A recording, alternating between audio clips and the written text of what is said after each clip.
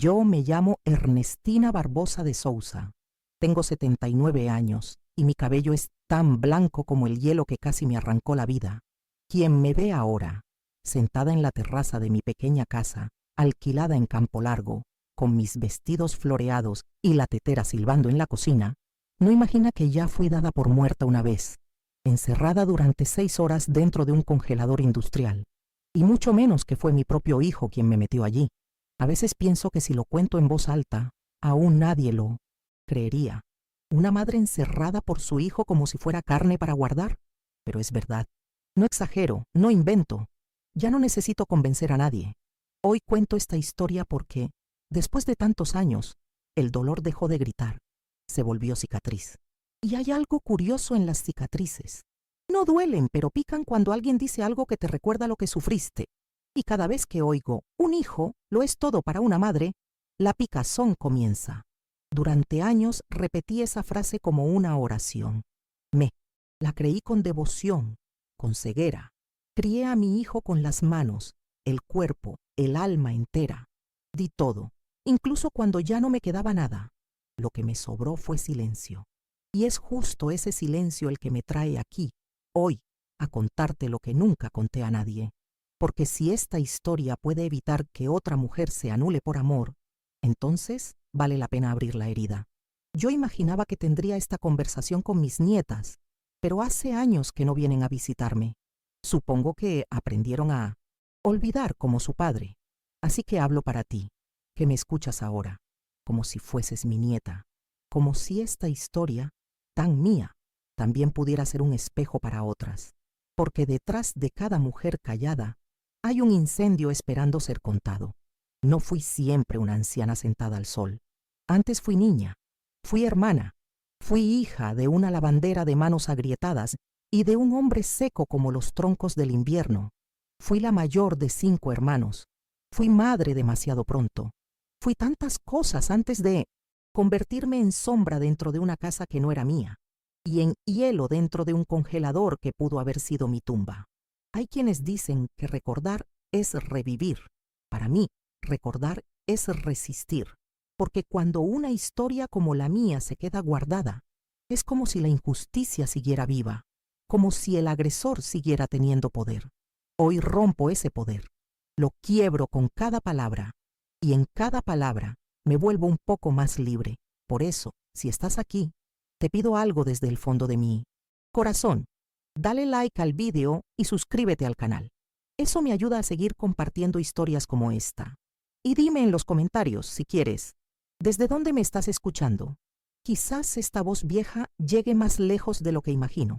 Ahora te invito a volver conmigo, a esos días donde todo parecía tan simple, a la infancia que viví antes de que el mundo se quebrara, porque incluso las historias más tristes comienzan con un poco de sol. Mi infancia empezó en una pequeña casa de madera, enclavada en una colina cerca de las vías del tren que cruzaban el interior de Paraná. Aquella casa siempre olía a jabón de lavar, leña quemada y pan tostado.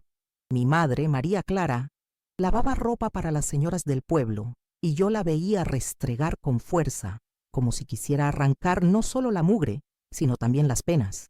Mi padre, Anselmo, era un hombre de pocas palabras, de mirada dura pero honesta. No sabía demostrar cariño, pero yo aprendí a leer su amor en pequeños gestos. Una manzana que dejaba en mi cama, un silencio que no juzgaba. La cocina era el corazón de nuestra casa. Teníamos una mesa coja que mi padre remendó con una piedra bajo la pata, y sobre ella, cada tarde, mi madre ponía café recién hecho con pan duro que ella misma tostaba con manteca. En esos momentos nos juntábamos todos, yo, mis 3 hermanos y la pequeña Inés, que aún mamaba.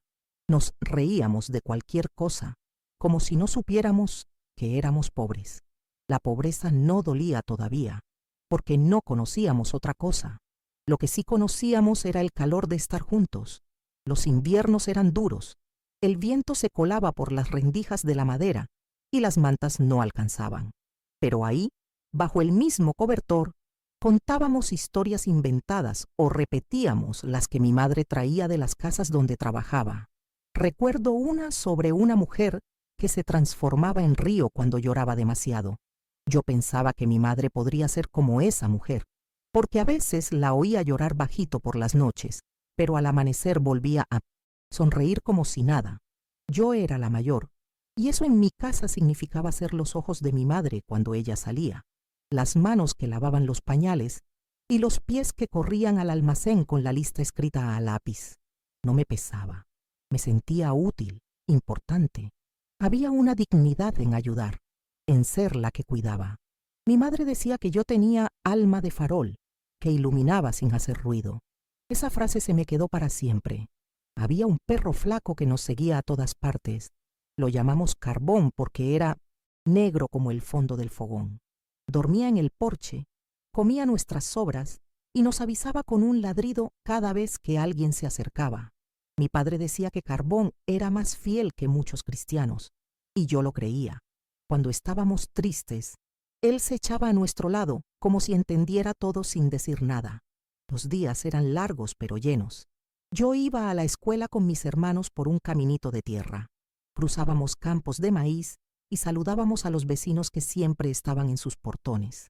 En la escuela me encantaba leer en voz alta. Mi maestra, doña Margarita, decía que yo tenía voz de actriz. Me hacía pararme frente a todos para recitar poesías. En esos momentos me sentía como otra persona, libre, grande, capaz de cualquier cosa, pero lo mejor del día era volver a casa. Mi madre nos esperaba con su delantal empapado y nos daba un beso a cada uno. A veces había sopa, a veces solo té con pan, pero siempre había abrazo, siempre había calor. Mi hermano menor, Tomás, solía quedarse dormido sobre mis piernas después de comer. Su respiración tranquila era mi canción favorita. Yo acariciaba su pelo rizado y me prometía que siempre lo protegería. Las fiestas del pueblo eran un evento esperado todo el año. En San Juan, hacíamos fogatas y saltábamos sobre ellas para espantar los males. En Navidad, mi madre cocinaba un pollo al horno que guardaba monedas escondidas dentro para dar suerte. Yo soñaba con el día en que sería yo quien preparara esas comidas para mis hijos. El futuro, entonces, era una promesa llena de luz. Recuerdo una vez que nevó, algo raro por allí. Corrimos afuera con los pies descalzos, sin entender bien qué era esa cosa blanca que caía del cielo. Mi padre salió también, y por primera vez se rió con ganas. Ese día fue como un regalo, como si el cielo nos dijera que también pensaba en nosotros. A veces me pregunto si esa fue la última vez que lo vi sonreír de verdad. Mi madre cantaba mientras lavaba la ropa, canciones antiguas que hablaban de amor, de campo, de penas lejanas. Yo la espiaba desde la ventana, embobada por su voz. A veces me invitaba a cantar con ella. En esos momentos, el mundo parecía detenido, como si nada malo pudiera tocarnos. Era nuestro pequeño refugio contra todo lo que aún no sabíamos. Nos vestíamos con ropa heredada, siempre un poco grande, siempre con remiendos, pero mi madre tenía manos mágicas. Sabía bordar flores en los bolsillos, coser cintas en las mangas, convertía harapos en algo bonito, y yo aprendí a mirar el mundo con esos mismos ojos, encontrar belleza en lo roto. Quizás por eso hasta hoy me cuesta tirar cosas viejas, porque creo que todo, si se cuida, puede volver a florecer. Los domingos íbamos a misa, caminábamos más de 1 hora hasta la capilla. Mi madre llevaba a Inés en brazos y yo agarraba a mis hermanos de la mano. Cantábamos los himnos sin saber bien lo que decían, pero con devoción. Al volver pasábamos por el puesto de don Miguel, que vendía churros calientes. A veces, si el trabajo había rendido, mi madre nos compraba uno para compartir. Ese sabor sigue conmigo cada vez que cierro los ojos. Había un árbol enorme detrás de la casa. Le decíamos el gigante. Subíamos en él para mirar el tren pasar. Desde arriba, todo parecía pequeño. Las penas, los gritos, las necesidades.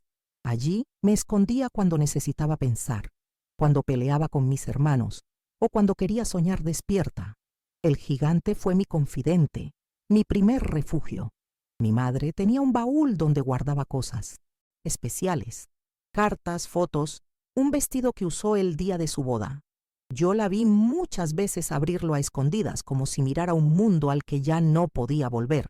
Me dejaba tocar algunas cosas, siempre con cuidado. Esto es tu herencia, me decía. Y no hablaba de dinero, hablaba de memoria. Cada noche antes de dormir, ella nos bendecía uno por uno. Tocaba nuestras frentes y murmuraba algo en voz baja. Yo cerraba los ojos y me sentía protegida, como si ninguna oscuridad pudiera hacerme daño. Esa sensación me duró años, hasta que un día dejó de venir, y con ella se fue el último pedazo de infancia. Cuando mi madre quedó embarazada por 5ª vez, ya estaba muy cansada. Aún así, nunca se quejó. Seguía lavando ropa con la barriga enorme, con las manos partidas por el jabón. A veces me pedía que la ayudaras a peinarse. Yo disfrutaba esos momentos. Su cabello largo, negro, perfumado con hojas de laurel. Era bella, mi madre. Y aunque no tenía tiempo para mirarse al espejo, yo la veía como una reina. Mi padre trabajaba en el almacén de la estación de tren. Traía a casa bolsas de arroz, latas abolladas que no podían vender. Era un hombre seco, sí, pero una vez, cuando me enfermé, me trajo un libro. Me lo dejó al lado de la cama sin decir nada. Yo supe en ese gesto que me quería. Nunca me lo dijo, pero ese libro me habló por él. La última Navidad que pasamos todos juntos fue mágica. Mi madre hizo un vestido nuevo para mí con retazos. Mi padre se afeitó. Algo raro en él. Hubo música, hubo risa, hubo abrazo. Nadie sabía que esa sería la última vez, que esa noche buena sería la última con la mesa llena. A veces creo que la vida antes de quebrarse da un respiro hermoso para que el golpe duela más. Y así fue mi infancia, llena de carencias, sí, pero también de calor, de fe, de pequeños milagros. No sabíamos que el mundo podía ser cruel, y quizás por eso, cuando la crueldad llegó, nos golpeó con fuerza. Pero antes de hablar de eso, déjame respirar un poco más este recuerdo, porque después de él ya nada fue igual. Mi madre murió un jueves, al amanecer en nuestra casa, mientras intentaba dar a luz. Yo tenía solo 10 años y aún recuerdo el sonido de la madera crujiendo bajo sus pies la noche anterior, cuando caminaba para aliviar el dolor. Mis hermanos dormían. Yo la acompañaba en silencio, con miedo en el pecho y una toalla en las manos, como si eso pudiera hacer alguna diferencia. Pero no hizo. El parto fue largo, cruel y al final, injusto. El bebé nació muerto y mi madre poco después se fue con él. La casa entera se llenó de un silencio espeso. El aire olía a sangre seca y a algo más, la ausencia. Nunca había sentido el tiempo tan lento como en esos días. Mi padre, roto de un modo que no supe entender, dejó de hablar. Dejaba pasar los días sentado en la silla de siempre, mirando un punto fijo, como si esperara que mi madre volviera por la puerta con el pan y la sonrisa. Pero no volvió. Y él tampoco. Un mes después, comenzó a beber. Primero en casa, luego en la taberna del pueblo. A veces desaparecía por días. Yo trataba de mantener la rutina, levantar a mis hermanos, preparar algo con lo poco que había, llevarlos a la escuela. Tenía apenas 10 años y una responsabilidad que pesaba más que cualquier mochila. Las noches eran peores. Mi hermana pequeña lloraba preguntando por mamá, y yo, sin saber qué decir, me quedaba abrazada a ella, inventando cuentos para calmarla. Una mañana simplemente no volvió. Salió al anochecer con la promesa de traer pan y no regresó jamás. Dicen que lo vieron subir a un tren con dirección a Curitiba. Otros que se cayó borracho en las vías. Nunca supimos la verdad. Solo que se fue, y que a partir de ese día éramos oficialmente huérfanos. Recuerdo la sensación de frío, no por el clima, sino por la certeza de que nadie más vendría a rescatarnos. Los vecinos ayudaron como pudieron. Dona Teresa, la panadera, nos daba leche. El padre José habló con la iglesia y una mujer vino a evaluar nuestra situación. Yo me aferraba a mis hermanos, temiendo que nos separaran. Y fue entonces cuando apareció el tío Álvaro, hermano de mi madre. Dijo que no podía permitir que nos entregaran a extraños. Era un hombre elegante, bien vestido, con bigote recortado y un anillo de oro que brillaba cada vez que movía la mano. Todos lo respetaban en el pueblo.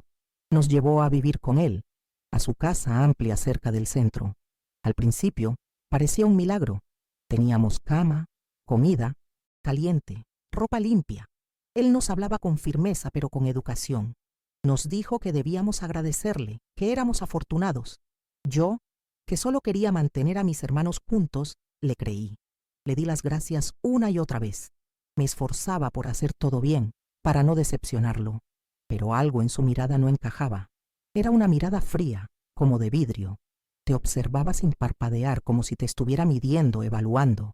No lo entendí de inmediato.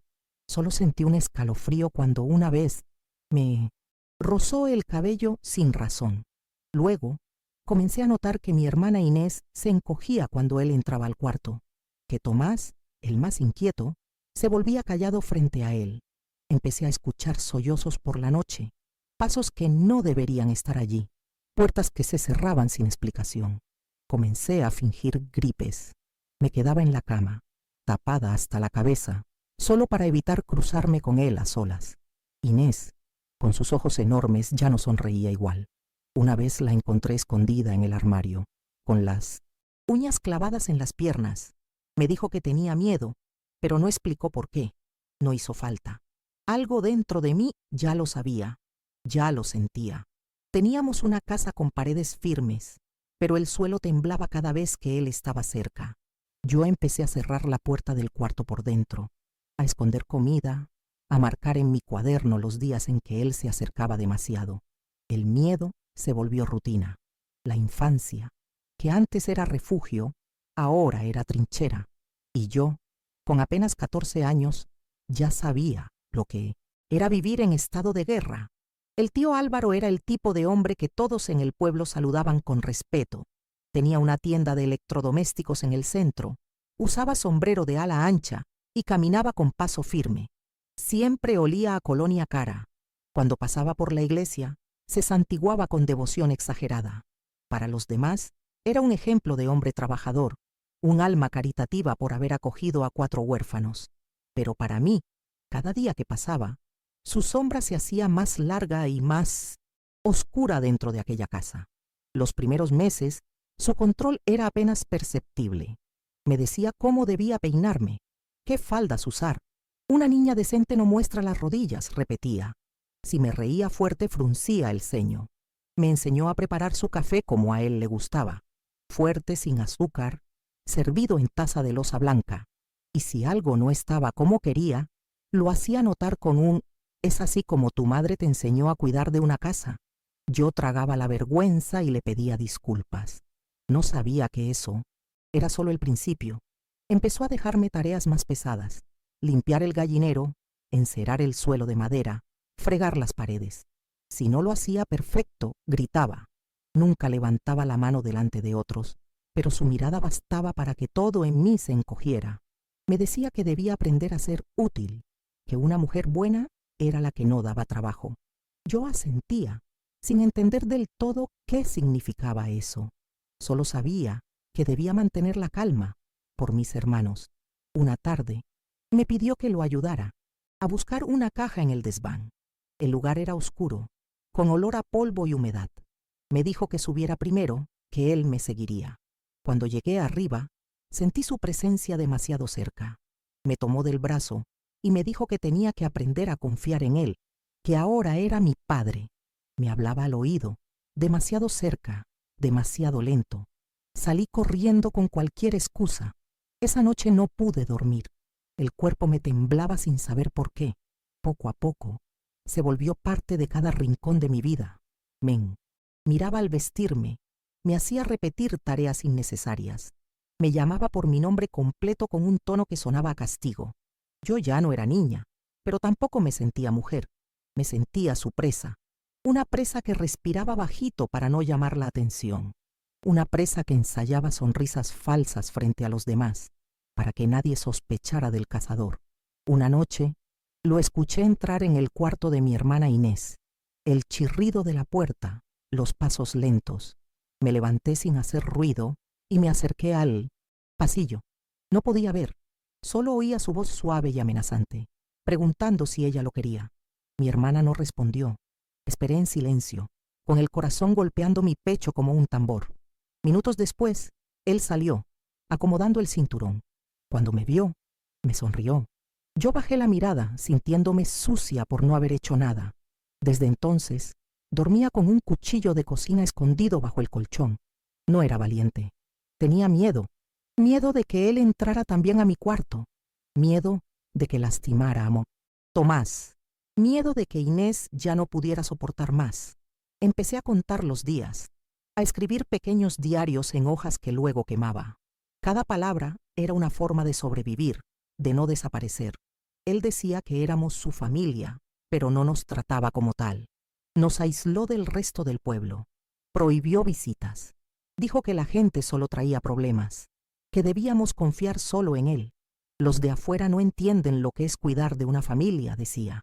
Y cada vez que lo decía, yo sentía que el encierro se volvía más real, como si ya no estuviéramos en una casa, sino en una prisión con cortinas limpias y manteles bordados.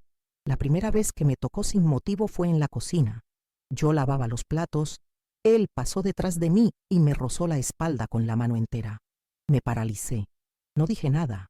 Él siguió como si nada, pero yo ya no era la misma. Sentía que el aire se me clavaba en los pulmones y lo peor, sentía vergüenza, como si la culpa fuera mía, como si por haberme quedado callada lo hubiera permitido. Después vino el chantaje. Una vez olvidé planchar su camisa. Me dijo que si volvía a fallar, se desquitaría con Inés. Lo dijo mirándome a los ojos, sin levantar la voz. No hacía falta. Su amenaza era más fuerte que un grito.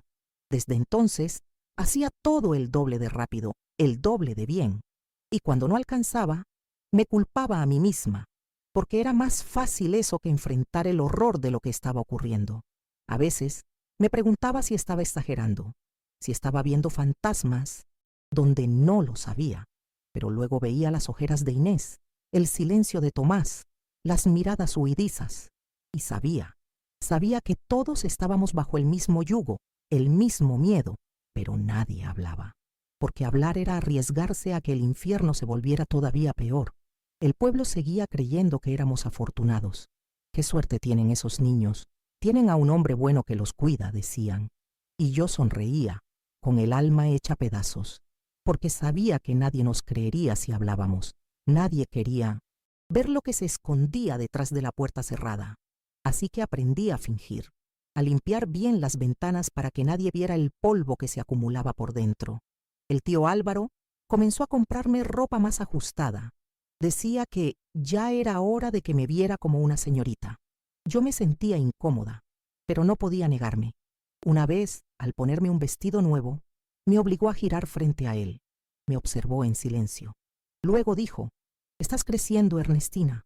Tienes que aprender a agradar». No supe qué responder. Solo me quité el vestido en cuanto pude y lo escondí en el fondo del armario.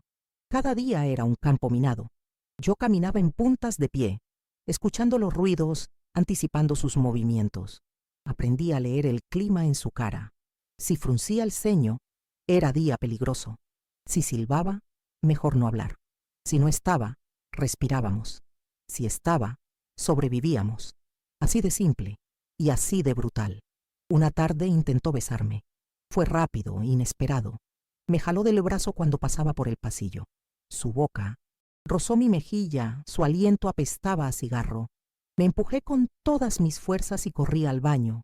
Vomité, no por lo físico, por lo invisible, por lo que sabía que venía después, porque si había cruzado esa línea, ya no volvería atrás. Desde ese día, su presencia se volvió una amenaza constante. No me tocaba más, quizás por miedo a que lo enfrentara, pero su poder estaba en todo, en cómo me hablaba, en cómo nos miraba, en cómo controlaba cada segundo de nuestras vidas. Nos había atrapado en una red de miedo y vergüenza, y yo, con 14 años, ya sabía que el silencio podía ser más mortal que un grito. La casa se volvió un lugar sin oxígeno. A veces soñaba que escapaba. Me veía corriendo por las vías del tren, con mis hermanos detrás, pero al despertar estaba allí, en la misma cama, con el mismo techo, con el mismo monstruo detrás de una sonrisa. Y entonces me decía a mí misma, aguanta, Ernestina, un día vas a encontrar la salida. Y esa promesa, aunque pequeña, era mi único alivio. A partir de aquel intento de beso, algo en mí se apagó. No podía llorar, no podía gritar, no podía pedir ayuda. Me convertí en una sombra silenciosa, una que se movía por la casa con la habilidad de no ser vista.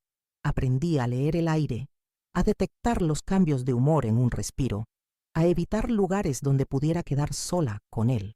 Mi prioridad ya no era vivir, era resistir y proteger a mis hermanos, incluso si eso significaba desaparecer un poco más cada día. Inés dormía abrazada a mí todas las noches. A veces despertaba llorando con pesadillas que no contaba. Solo decía, él estuvo aquí. Y yo la abrazaba más fuerte. Le decía que yo la cuidaría, aunque en el fondo no sabía cómo. Empecé a dormir con la ropa puesta. Me acostaba tarde y despertaba antes del amanecer. Mi cuerpo se volvió un campo de batalla. Ojeras profundas, piel agrietada, manos llenas de cortes de tanto limpiar. Pero todo eso lo escondía. Lo cubría con sonrisas falsas cuando había visitas, porque nadie podía saber. Mis hermanos menores comenzaron a retraerse. Tomás, que antes era tan risueño, apenas hablaba. Pasaba horas mirando por la ventana, esperando algo que no llegaba. Emilia, la más pequeña, se orinaba en la cama y luego lloraba en silencio para que nadie la regañara. Yo limpiaba todo antes de que el tío Álvaro lo viera. Cualquier señal de debilidad era excusa para un castigo, para una amenaza, para una noche peor. Así que me convertí en escudo, en madre, en todo.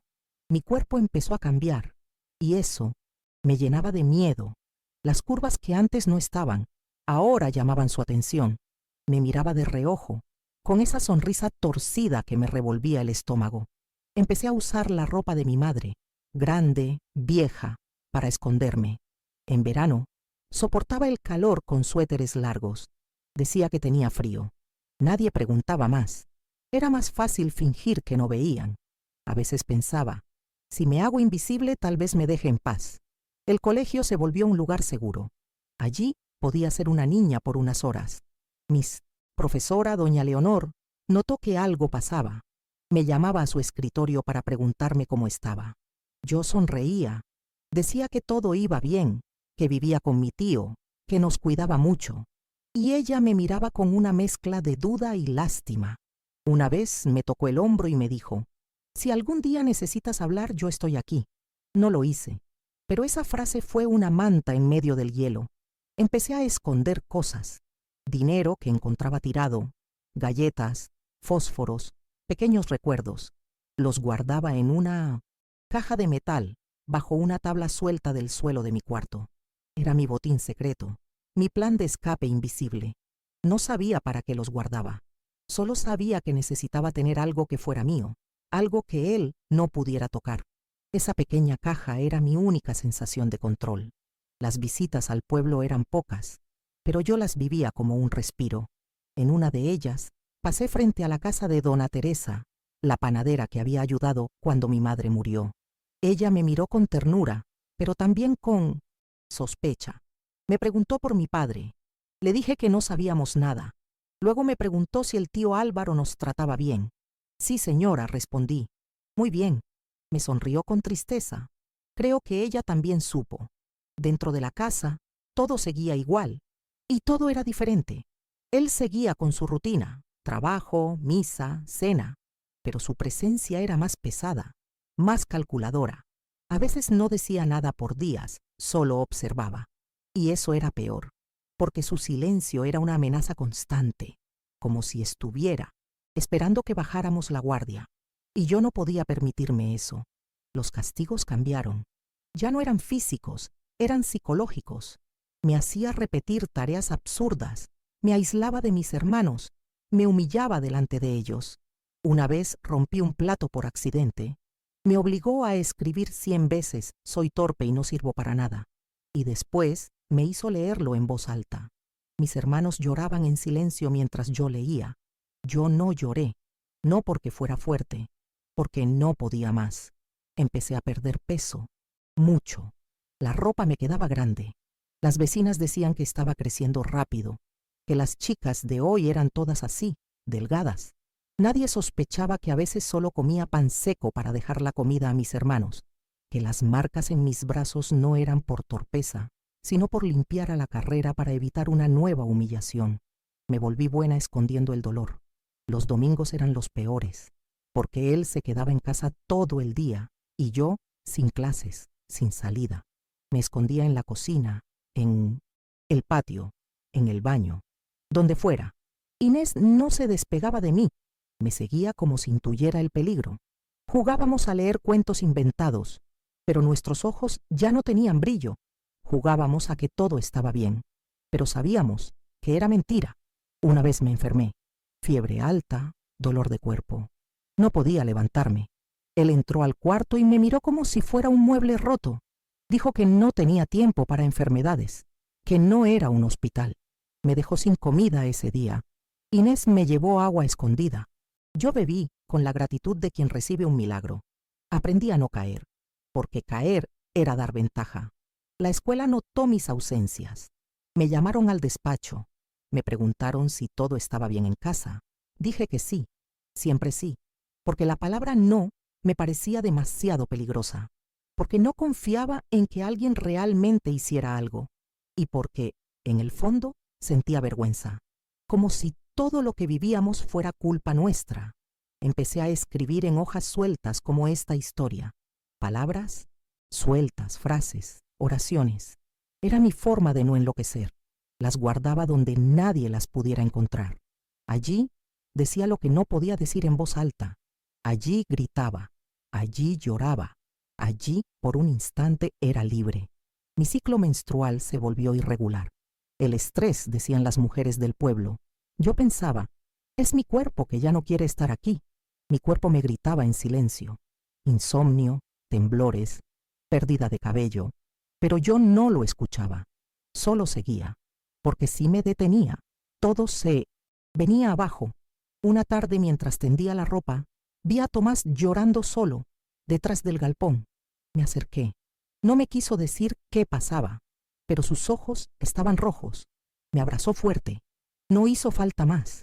Sabía que algo también lo había tocado, y yo no había podido protegerlo. Esa noche no dormí. Me quedé despierta mirándolo, sintiéndome la peor hermana del mundo. Intenté hablar con él. Me dijo que el tío lo había regañado por tocar un reloj viejo, pero su voz temblaba. Le prometí que nunca más lo dejaría solo, y desde entonces fui más vigilante. Me movía como un centinela. Dormía poco, comía poco, vivía poco, pero protegía. Los domingos, después de misa, él me llevaba a caminar por la feria del pueblo, para que todos nos vieran, para mantener la imagen. Me compraba una manzana de caramelo. Yo la sostenía con las manos sudadas, sin ganas. Era un trofeo, una mentira dulce. Y todos decían, qué buen tío tienes, Ernestina.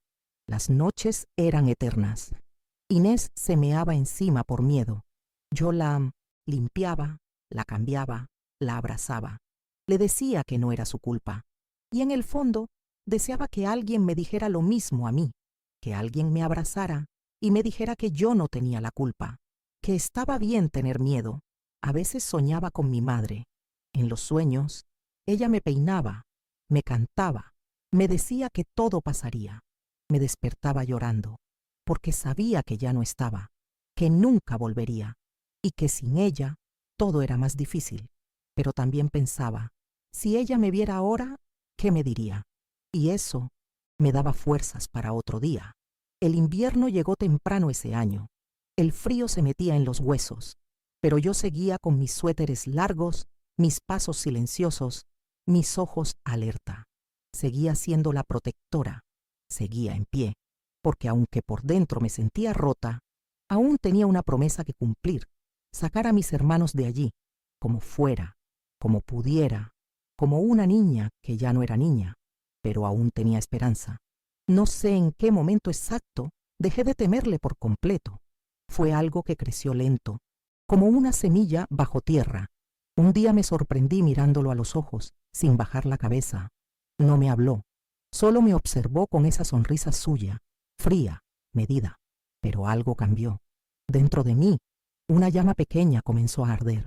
No era valentía todavía, era dignidad. Esa dignidad que creí perdida cuando dejé de ser niña. Empecé a estudiar sus rutinas con más detalle. Sabía a qué hora se iba, cuánto tiempo tardaba en volver, cuándo bebía más de la cuenta. Descubrí que había momentos en que su poder flaqueaba, que no era invencible. Anotaba mentalmente esos detalles. Me volví estratega, sin saberlo.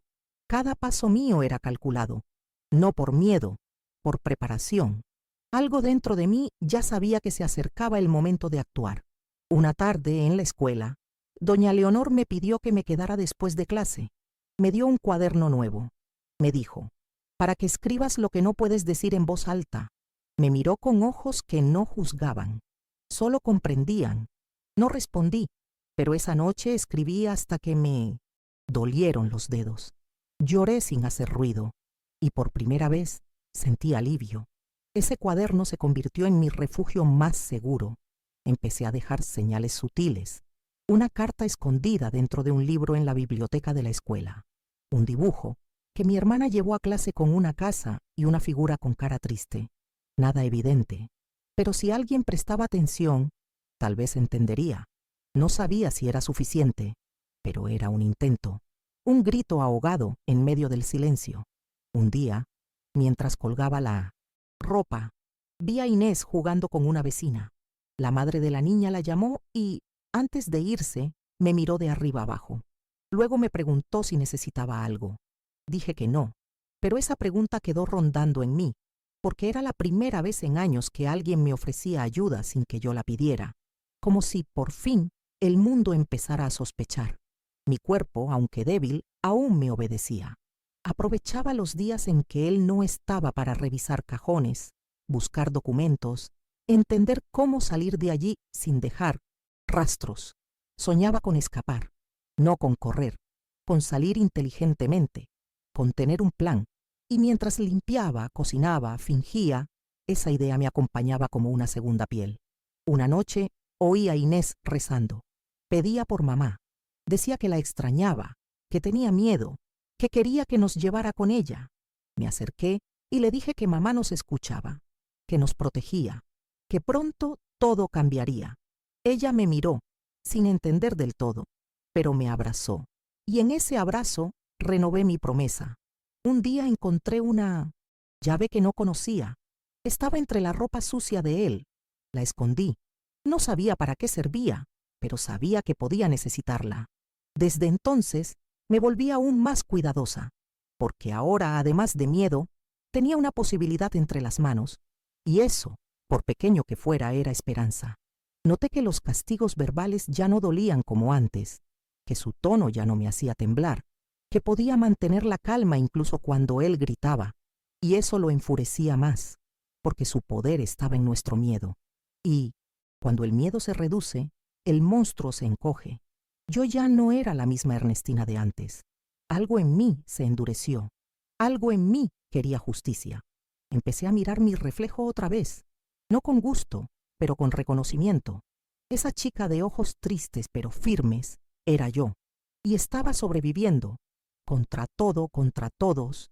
No me sentía bonita, pero sí fuerte, y eso era nuevo, porque durante mucho tiempo me creí rota.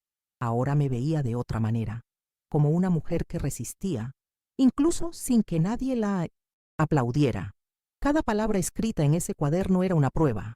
Empecé a recopilar fechas, detalles, frases.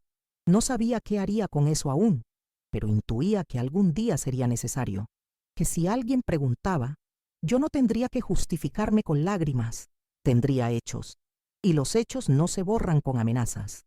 Un día, al servirle la cena, se quejó de la sal, tiró el plato al suelo. Yo me agaché a limpiar, en silencio, pero al levantarme, lo miré directo a los ojos. Él se congeló. Por una fracción de segundo vi miedo en él, miedo de mí, miedo de lo que yo podía hacer, y supe que lo estaba perdiendo, que ya no controlaba todo como antes. Me volví más cercana a mis hermanos. Les contaba cuentos antes de dormir, como hacía mamá. Les hablaba del futuro, de una casa nuestra, de días sin miedo. Les enseñaba a tener pequeños escondites, a reconocer señales. Sin asustarlos, les preparaba, porque sabía que yo sola no podría protegerlos siempre. Necesitaban también aprender a resistir. Había noches en que el cansancio me vencía, pero antes de dormir me repetía una frase: estoy más cerca. No sabía de qué, pero me lo creía, porque cada pequeño acto de rebeldía, cada mirada firme, cada palabra escrita, era un paso más hacia esa puerta que, en mi mente, ya comenzaba a abrirse. Y cuando se abriera, yo no volvería a mirar atrás. Todo cambió una tarde, cuando regresé de la escuela antes de lo previsto. Llovía fuerte, las calles estaban vacías, y yo venía con los zapatos empapados, deseando llegar a casa para ponerme algo seco. Pero al entrar, sentí algo raro en el aire, un silencio distinto, espeso, como antes de una tormenta aún más grande. Dejé mi mochila en la cocina y comencé a caminar despacio. Fue entonces cuando oí un llanto entrecortado. Venía del cuarto de Inés. Mi corazón se detuvo. No pensé, solo corrí. Abrí la puerta de golpe y lo vi, al tío Álvaro, inclinado sobre mi hermana, con los pantalones desabrochados. Inés temblaba, con las lágrimas corriendo por su rostro como ríos desbocados. No grité, no lloré, solo reaccioné. Tomé un palo de escoba que estaba apoyado en la pared y lo golpeé con todas mis fuerzas en la espalda. Gritó. Se giró con furia, pero no tuvo tiempo. Volví a golpearlo, esta vez en el brazo. Retrocedió. Inés se levantó de la cama y corrió hacia mí. No sabía qué hacer. Él nos miraba con odio, pero no se acercó. Sabía que esta vez no tenía el control. Sabía que lo habíamos visto, que ya no había forma de fingir. Le grité que no se atreviera a tocarla nunca más, que si lo hacía, lo mataría con mis propias manos. Lo dije con una voz que no parecía mía. Era más fuerte, más firme. Era la voz de todas las veces que había callado. Esa noche no dormimos. Cerré la puerta con llave, puse la cómoda contra ella y me quedé despierta con Inés en brazos. Mi mente giraba sin parar. Sabía que ya no podíamos quedarnos, que ahora sí, el peligro era real, inmediato, pero también sabía que nadie vendría a salvarnos, que éramos nosotras quienes debíamos hacerlo. Preparé un plan en silencio, mientras las gotas golpeaban el techo como una cuenta regresiva. A la mañana siguiente, con los ojos rojos y el cuerpo cansado, llevé a mis hermanos a la escuela como si nada. Antes de irme, dejé una nota en el cuaderno de doña Leonor. Solo decía: necesito ayuda. Esta vez es verdad. Y firmé con mi nombre. Cuando volví a casa, él no estaba. Aproveché para empacar algunas cosas: ropa, documentos, el cuaderno con todo lo que había escrito. Los escondí dentro de una bolsa con pan viejo, como quien no lleva nada importante. Por la tarde, al salir de la escuela, doña Leonor me tomó del brazo. Me dijo que esperara, que había hablado con una asistente social. Me llevó a una oficina. Allí conté todo. No lloré, solo hablé, detalle por detalle. No pedí compasión, solo pedí protección para mis hermanos. Mostré el cuaderno, mostré las marcas en mi cuerpo, mostré el alma abierta, rota, pero dispuesta a pelear. Ellos dijeron que investigarían, que debían seguir protocolos. Pero yo ya no confiaba en promesas. Esa misma noche, no regresamos a la casa. Dormimos en la casa de doña Leonor. Ella nos preparó sopa caliente y nos ofreció mantas. Inés durmió tranquila por primera vez en años. Tomás habló sin miedo. Emilia sonrió. Y yo lloré, pero esta vez de alivio. Al día siguiente nos trasladaron a un refugio temporal. Allí fuimos recibidos por otras mujeres, otras historias. Me sentí menos sola. Conté lo que había pasado una y otra vez para jueces, asistentes, psicólogos.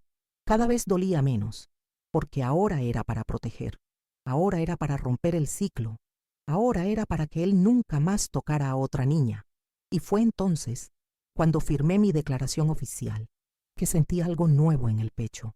No era miedo, no era tristeza, era coraje, el mismo que me sostuvo en silencio durante años, el mismo que me decía que esta vez sí íbamos a estar bien.